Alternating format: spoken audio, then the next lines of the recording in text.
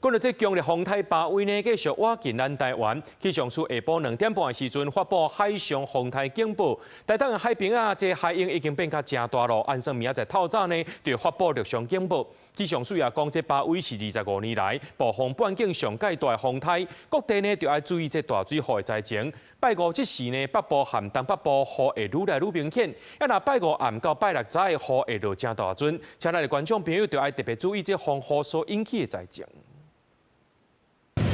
陣陣燈影現海岸，對強烈風颱巴威持續挖近，台東海峽觀測影懸超過6公尺，達到巨浪警戒。富岡海湧大甲已經現場報旱。氣象署初到下晡2點半發布海上風颱警報，頭一波警戒區域包括台灣東北部、東南部海面、加巴士海峽。上緊初10透早就會發布6件。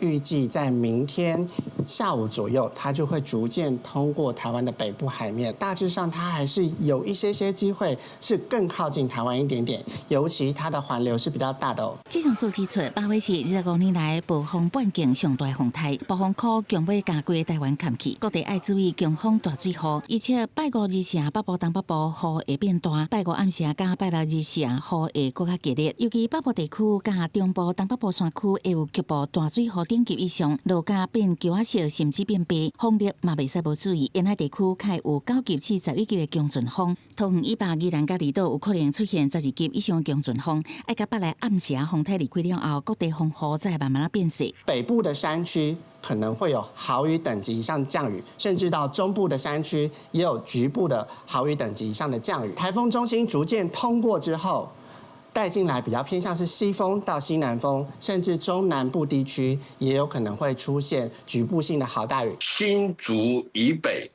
基隆跟宜蘭地區將會是這次下雨最重要而且是最顯著的一個降雨熱區。北部山區或者是中南部山區也會有集中性、顯著性的降雨。專家表示，巴威路線挖近標準的西北颱，可能會抵屬北部、東北部地區沿海海水倒灌，造成積淹水的情形，提醒民眾愛加注意，做好防範的準備。